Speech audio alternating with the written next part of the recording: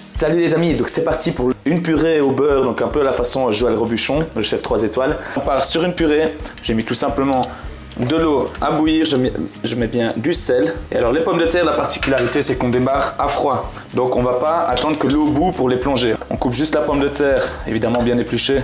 On la coupe dans des morceaux qui sont plus ou moins de la même taille. Comme ça le temps de cuisson reste identique et on fait monter la température. Une fois que ça va bouillir, on compte en moyenne 10 minutes. Bon, ça commence à être bon. Vous voyez, quand je sors de l'eau, ben ça se détache. Allez, je vais les retirer. Je vais passer ma pomme de terre. Donc je suis totalement conscient qu'il y en a beaucoup d'entre vous qui n'ont pas cet élément pour passer la pomme de terre. Attention, ne jamais mixer une purée. Donc si vous n'avez pas ça, écrasez-la du mieux que vous pouvez avec un presse-purée ou si vraiment à défaut avec une fourchette.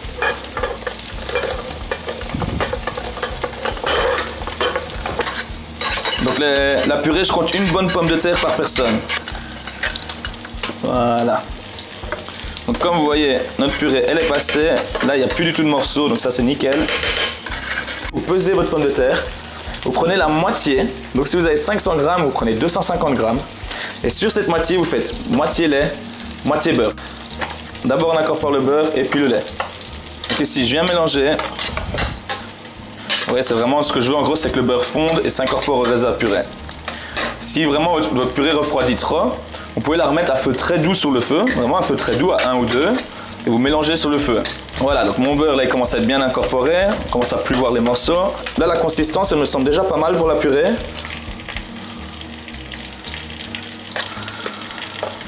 Et je vais venir assaisonner donc du sel. Je vais mettre un tout petit peu de poivre, bon, c'est même pas obligatoire, mais je vais en mettre un tout petit peu. Et ceux qui veulent peuvent mettre de la noix de muscade. Ma purée, je viens bien la mélanger. Voilà, j'ai quelque chose de bien lisse. Voilà. Donc ça, ma purée, elle est prête pour le soir. J'ai plus qu'à la réserver dans un petit poêlon et je réchaufferai à l'envoi, comme on dit.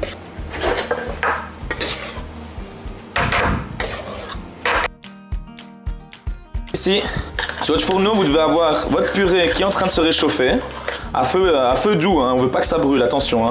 Donc moi je suis à 4 sur 9 ici. La consistance elle est nickel. Je viens déjà mettre un petit peu de purée. Attention, vraiment juste un tout petit peu ici. Au centre, comme ça. Ça va être pour faire tenir nos petits pois, tout mélange ici qu'on a prévu. On vient disposer notre mélange, vraiment faire un petit lit.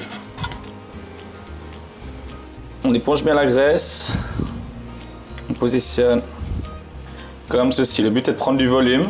On va juste prendre comme ceci de la purée, vous voyez, sur notre cuillère.